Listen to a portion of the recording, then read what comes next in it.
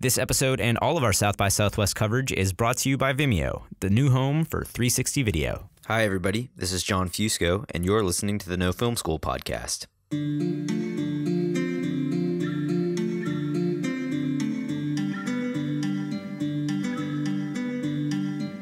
Chances are, you know John Carroll Lynch's face even if you don't know his name. The actor, who's perhaps best known for his role as the Zodiac killer in David Fincher's Zodiac, has a staggering 110 acting credits to his name. At this year's South by Southwest, Lynch finally added another role to his resume: director. His debut feature, Lucky, stars the legendary Harry Dean Stanton, another actor who's no slouch when it comes to having a prolific acting career. In fact, the 90-year-old vet has amassed 199 acting credits to his name throughout his career. The film is a character study of an elderly yet spirited atheist living in small-town Texas. Lucky must come to terms with the fact that he may be in the midst of his last few years of life. Lynch has worked with some of the best directors of our age, a list that includes everyone from Fincher to Scorsese to Clint Eastwood. We talk the techniques he brought with him from his favorites of the bunch, the transition from actor to director, and what it's like directing David Lynch. Enjoy. Hey everybody, I'm here with John Carroll Lynch, director of Lucky, a great movie I saw earlier this weekend. I think I'm going to start out, we were just talking, you have such a prolific career and huge resume as an actor. Why did it take so long for you to make this jump into directing? For a long time, I started in the theater and then moved to film, so I didn't really feel qualified to even consider directing for a long while. And slowly over the course of time, I started to want to, and then you have to figure out how, because it's a full career, obviously. There's essentially two ways that most people get to direct. They who are actors, anybody really, but you create your own material that you figure out a way to get financed and you do it that way, or you're on the third year of a television show and you kind of leverage yourself in by just pestering them to death until they finally say fine, and they give you an episode and you do a really good job, and then you kind of move on from there. And while I've had a ridiculously bountiful television career, I've never been on the third season of a television show. I've either started on third seasons of television shows, but I've never actually gone through 1, 2, 3 and dropped the seed and seen in the first season and the second season, and maybe I could follow some people, and then third season, what do you think? Come on, how about the back order? Let's do something. And I've written things and very proud of the co-writing I've done with my writing partner. Terrific things, but we haven't gotten a script that's like the right business model for your first feature. We always seem to end up writing things that are more expansive. Can I ask you what that sort of script looks like? The pinnacle first Lucky feature? Lucky is a perfect one. It's contained in terms of no, Lucky isn't a perfect one. but you know that you can do it in a short period of time. A great example, this is an example that's a brilliant film and a brilliant performance, is Sling Blade. It's containable. It's you know what the number's going to be, and in the case of Billy Bob, he also had, he knew what the part was going to be. He knew he wanted to play it, and he knew he could get friends to fill in, like John Ritter and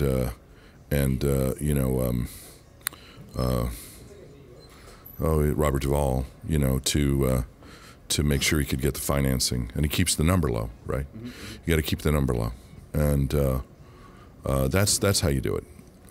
That's how you do it. So then, how did you get attached to this project? Well, it started through my acting. Drago Simonja is a friend, and I knew Logan too. They're the co-writers of the piece, and I was in L.A. in 2015 briefly. My wife and I had moved to New York, and I was in L.A. briefly, and Drago said, "Hey, can I meet you for coffee?" So he comes over and he gives me this script, and he said, "Listen, Harry Dean's going to make this movie we've written, and we've got Ed Begley's going to be in it, and we're asking him to direct the movie, and wanted to know if you would want to play Joe. And I read it, and I thought the script was great. And 4 Days with Harry Dean, sure, I'd be happy to do that. You know, I said, sure, yeah, man, attach my name. If it helps you at all, I'm happy. If you can find $5, great, good for you. And then about 8 weeks later, I was in Atlanta. I was working on The Founder. And they called me, Drago called me and said, you know, I know you've wanted to direct for a while, and Ed's really busy with Better Call Saul and with the environmental stuff, and you know, we just wonder maybe if we asked him if it was cool, you know, with him. So they called him and said, you know, is it cool with you? And he said, listen, I want to do it, but I can't focus on it. And so they called me, and I said, okay. And in a laundromat in Atlanta, we had a conference call, and waited for my clothes to dry, and I said, this is the story of the movie that I think you wrote, and you tell me if I'm wrong. And they said, no, that's it. And I said, okay, well, I'd like to, you know, walk through the movie with you over the course of a couple of sessions, you know, a few weeks after this movie's over. So through the fall, we kind of walked through the script and made changes and kind of added some elements and, you know, and turned some other elements. And we started going out to other casts that we thought might be available for financing and, you know, stuff like that. And, you know, friends that might come aboard and play along with David and Ed, who was going to be in the movie, and Harry Dean. And then we got a budget, and it's a focusing thing. I mean, I've said this, it's a focusing thing when your lead is 89. You know, you really get to go to people and say, hey, we need a quick no. No's good, but we need it right away. And we didn't get a lot of them, frankly. So what was it like working with an 89-year-old lead as far as directing? And I mean, he's an amazing established actor in himself. Like, what did you have to do to get that sort of, I mean, just his face, you know? Well, it's funny. Everybody's like, man, that face is so. It is. It is. It's incredible. And he brings so much of that with him, obviously. I mean, his life experience is extraordinary. His work experience, 236 films. You know, it's not like he doesn't know his way around the block. One of the things I loved about Harry, whenever you change the angle, wherever it was, if he wanted a prop in frame, he knew exactly where the frame line was. He never asked the question. He just, where does the cigarette lighter need to be? It'll be there. It's just a tiny example of the things he's just forgotten he knows. Yeah. Anyway, first, the movie is written with his life as the basis of the fictional material. So it's very personal material to him. And his ownership of that material was a unique building block, right? So when you're talking about somebody who's going to act portions of their life in a fictional circumstance, it's a different relationship to someone who's even playing a real person. You know, let's imagine that, you know, one is directing somebody who is playing, you know, Albert Einstein. Well, that person is dealing with all the accoutrement of Albert Einstein, our understanding of Albert Einstein and the actual Albert Einstein, and how those things dance and mix together. Mm-hmm. You're having that conversation. In this movie, we're like, okay, you're not, I know this story is from your actual life. I know you lived this, but Lucky is saying it. Yeah, yeah. And what does that mean at this moment in this story that we're telling with the building blocks of your life? Huh. It was a really complicated conversation to have. Yeah.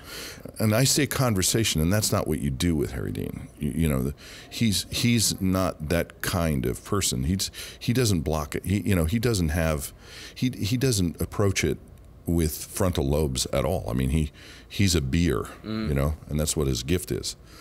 And so there were a lot of times where we had to kind of get into a shorthand of where we were in Lucky's story for the part of his life that we were using to what it was doing at that moment. Right. And so we got to a kind of a shorthand, You know, what was Lucky like before the fall? What was Lucky like after the fall? And then what happens to Lucky after he hears Fred's story? You know, and those were the kind of three pieces of the movie, and you know, 3-act structure essentially, and so that was what we came down to. There were a lot of moments where he's personally attached to something, and I, of course, went with it. I mean, I would do that with almost any actor in any circumstance, but in this one it was vital to do, because he was revealing himself in a really vulnerable way. So how did, I mean, this is probably a question better suited to the writers, but this whole thing is so, such an interesting thing to start writing, as far as making a movie about Harry Dean's, like how did they have that sort of relationship with Harry Dean? Well, I mean, I can speak of the stories I've heard, and maybe you'll get a chance to talk to Logan. I know he's here somewhere. Yeah. Logan's known Harry for a long time, and at times Logan's an actor and a producer and a writer, and at times when Harry's needed him and he's been free, he's worked for Harry. But he would go over to Harry's house whether or not he was working with him. You know, it didn't matter. You know, I don't think that's their relationship at all. Yeah. And he loves Harry, and Drago's known Harry for a long time, and he admires him deeply. And they were talking, and like, I think Logan, this is the story I heard. Logan said, you know, I want to work with Harry. You know, and they started talking about this idea they're going to write him a movie.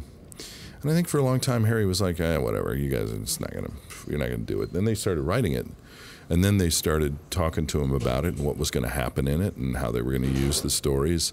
And he was like, yeah, okay, it's never gonna happen. And slowly over the course of time, you know, they willed it into being, and they attached me, and they got the other actors involved, and then we started getting, you know, the band, you know, the crew of people that are needed to make the movie started coming on board, and slowly Harry started to realize, oh, we really are going to do this thing.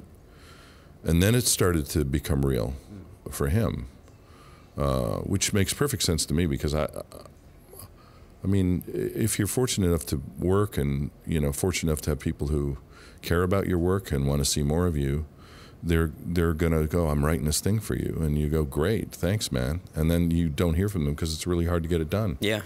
And so you just stop believing them. You know, you kind of protect yourself. And with this particularly, when it's your stories and it's your world. Yeah. I mean, he has a documentary called Partly Fiction, okay, which I watched preparing for the movie, and it was so great to see these documentary scenes with David and Harry sitting on David's couch drinking coffee, and David asking Harry questions. It's fantastic. And I guess this is kind of the partly fact of that. I mean, it's the flip side of that. Interesting. Yeah. Because it's a narrative too. So it's a narrative, and it has a narrative. Yeah. It has it's an interior journey, but it's a narrative. And that was the thing that was the challenge, is to take these stories and to take this thing and to put it into a narrative that reflects the essential experience that they feel, those writers feel, that Harry has had in his life. And that's really challenging. Yeah. Yeah. I mean, it's also challenging without, you know, getting into the space of manipulation or sort of overly nostalgic feeling where, you know, it's looking back at something, because it felt like it was like a slice of the present, you know? I mean, he has such a way of just being there and having those events unfold like right before your eyes, and seeing, no matter how much history is behind him, like who he was in that moment. And I think that was, I mean, it was such a brilliant character study in that sense. Well, he you know, I mean, I know that for me, I wasn't interested in, Harry's never interested in the past. He tells these stories as present events that are still, he's working on. Wow. And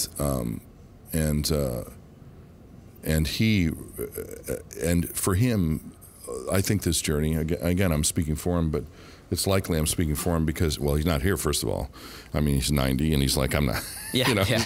I mean, he just, you know, he's done the movie, and I'm sure at some point there'll be interviews like this. But Harry didn't like to talk about this stuff. Anyway, I think for him, it was all about a question of getting to a point where he gets the moment where that feeling he's gotten of peace around being, that he tells everybody with a simple phrase like, you're nothing. The first thing that Lucky says in the movie is, you're nothing. He turns to Joe and says, you're nothing, and then Joe turns back, you're nothing. That's a call and response he does with the valet at Agos. You know? Yeah. And he believes it. We're all nothing. And we're all nothing. And that's okay with him. He's 100% okay with that. Yeah. Yeah. Life happens in 360 degrees, and now on Vimeo.com, so do your videos. Now you can upload, watch, and even sell your 360 videos on Vimeo. Vimeo 360 means immersive eye candy, immersive adventures, and immersive storytelling from the world's best filmmakers. Plus, Vimeo has tons of helpful resources for all experience levels. You can learn how to shoot, how to edit, and even get roundups of the best 360 video gear. Join the new home for 360 video at Vimeo.com/360. You know, going back to the fact that this is your first feature as a director, I mean, it's also crazy to me that you didn't write it, because it just feels like such a deeply personal and like unique sort of vision. You having acted in so many films yourself and worked with so many different directors, was there anything that you had like kept in mind from favorite directors that you had learned from experience on how to work with actors or how to work just in general? Well, I knew how directors I'd worked with were effective with me, and I'd seen the adaptation of effectiveness with others, and I have a vocabulary for myself that works. And one of the things you have to do as a director, this part I wasn't worried about at all, was adapting the vocabulary for the actor you're working with. I'm going to put it in musical terms because it's just kind of simpler. Yeah. If you're trying to arrange a combo, you're not going to talk to the piano player the same way you talk to the violinist.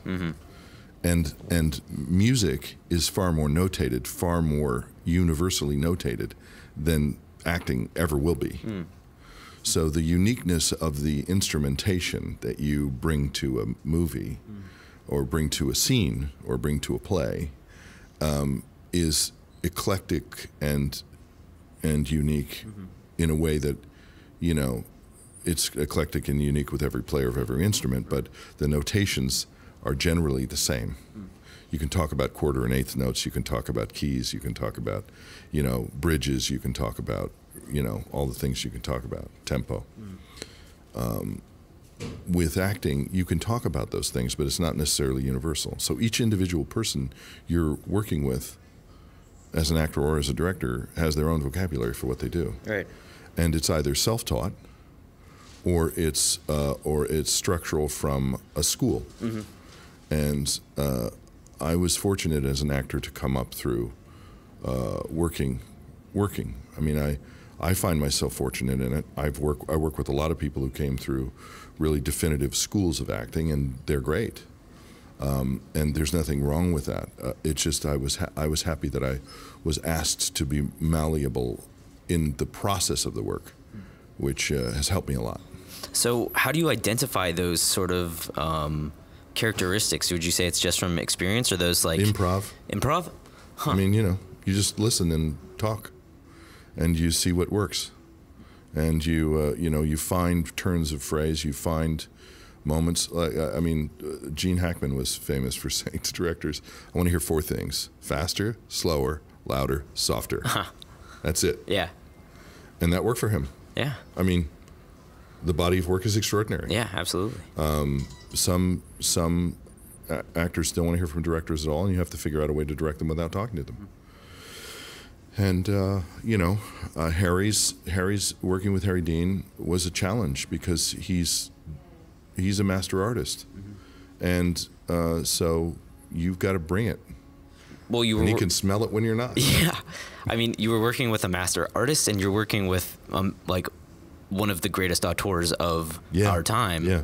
As an actor too, David Lynch. Yeah. So what was it like directing Lynch? Well, David was.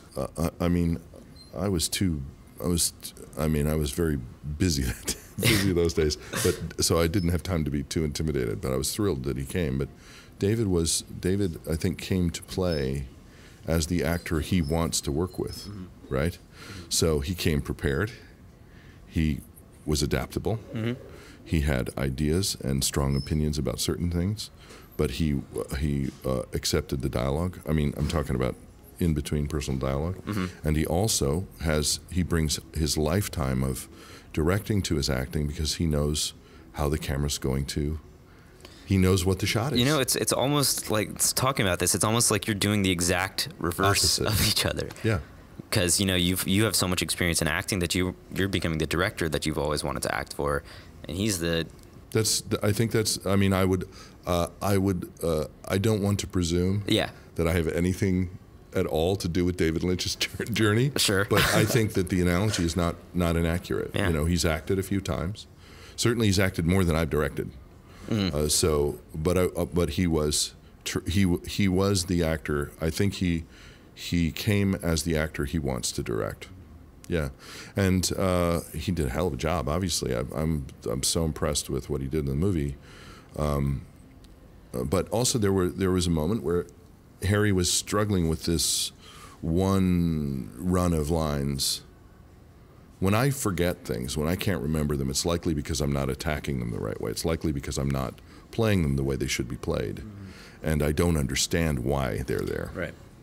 And that was happening with Harry. And with the volume of work, he was getting frustrated with this one beat because we'd get there and he couldn't turn the corner to it. And he's like, what the fuck am I saying this for? Why am I even fucking turning to this person? What is this here for? And I said, well, this is kind of what I think it's here for, Harry. I think you're talking about this, and I think this is the reason why you turn to that person and ask him that question. And I think that's the response. You're trying to find some salve for what you're feeling. And he's like, yeah.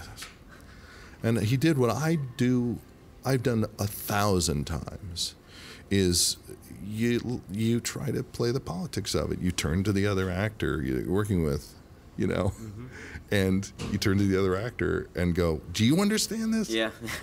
So he turns to David. Do you understand this? And David goes, yes, I do, Harry. And he goes, well, what the fuck is it then? And David turned to me and looked at me, and I said, jump on in, feel free. Cool. And he was like, turned back to Harry, and he goes, it's not my place to say, Harry. That is an amazing And I thought, that's the actor he wants to play. He wants to be he wants actors to do that, which is shut up and let me direct this thing.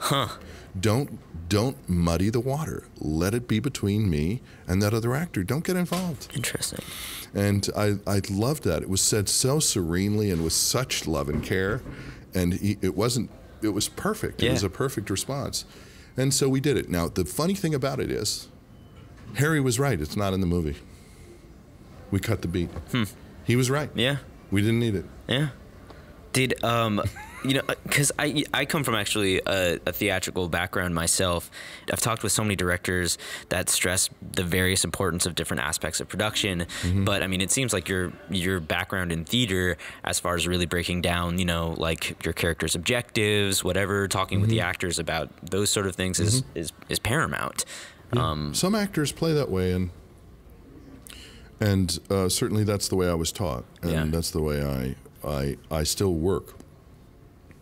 Some actors respond to that, and some actors don't, depending on how they learned. And you have to go. Each director has to go to where that actor lives, and can't get. You're doing yourself a disservice as a director if you think you're going to change the actor's process to fit you. Right. I believe. So you have to find a way to bring out what you feel the scene needs from their point of view. You know, from where they play. And so it helps you, certainly helps you, and it's certainly the way I think about it. But it's not universal, and you really have to come at it. Like, say somebody comes out of a sketch background, you know, or a brilliant actor. He's so terrific, and he came out of clowning, and I'm thinking of he's on Legion. He's on Legion right now. Is it the Dan Stevens, the lead? No, not Dan Stevens. Bill Irwin. Bill Irwin. Yeah. Bill Irwin learned as a clown. Okay, clowning, it has a centuries-old tradition that breaks down scripts and breaks down scenes in completely different ways than Stanislavski ever imagined to do it. Do you just simply throw that away? Simply throw away the centuries and simply throw away a master artist's experience because it doesn't fit your conception of what it should be like? That seems dogmatic in a way that's unreasonable. Right. And counterproductive. Yeah. Harry Dean went to school for acting. He's acted for 1956, so he's acted for, you know. He's been in the game for 50 years. Been in the game for 60 years. Yeah, 60 years. So I imagine that by this time, you know, he just plays the chords, you know? Yeah. I mean, you know, Eric Clapton doesn't think to himself, C to G anymore. You know, he just does it. And that's the way Harry does it. Great. Well, I guess I have time for one more question. Probably I don't want to keep these others waiting. And it's a question that I ask a lot of our guests, but for you it seems particularly apt because it's, you know, you've been here for so long, and it took you a while to get to this point. But do you have any advice for any like first-time directors, or what is your best piece of advice for people who are really looking to like make that movie? I had great help from friends who have been in the directing chair for a while, and I sought them out, and they were generous to me. And I'd been talking with DPs and directors before this about the process, and observing and watching directors direct for years. But I would say the primary things I learned from every director I admire is, you know, be prepared. I mean, do the homework that's necessary for you to be really clear. And then the other thing is that understand that it's not you're not there to prove your preparation. You're there to get what you need, and be clear about what it is you need from every moment and every scene, and that would be, I would say, the primary pieces of, because the places that and also understand that you're likely wrong, so have a plan B. And if you can think of a plan C, have a plan C. It's all preparation. Yeah, it is. And it just seems like you come from this with such an actor's standpoint of just being. Well, you can't. You bring what you know, right? So, one of my favorite directors I ever worked with is an editor, and he brought all of that with him. Yeah. He started as an editor, and you could feel it when he knew what he needed, and it was great. Yeah. Yeah. Great, man. Well, thank you so much. Yeah. Nice talking to you. Yeah. Thanks for listening. If you liked what you heard, go to whatever podcast platform you use, go subscribe to us. I guarantee you were on it. If you do primarily use iTunes, it would really help us out if you go give us a 5-star rating, and it will help us continue coming out with some great interviews over the course of the next year. Stay tuned this Thursday for another episode of Indie Film Weekly, where we will be talking about some of our best experiences at this year's Tribeca Film Festival. I'm John Fusco. You can follow me at Jim_John_Jim on Twitter. You can follow No Film School at No Film School. And until Thursday, take it easy.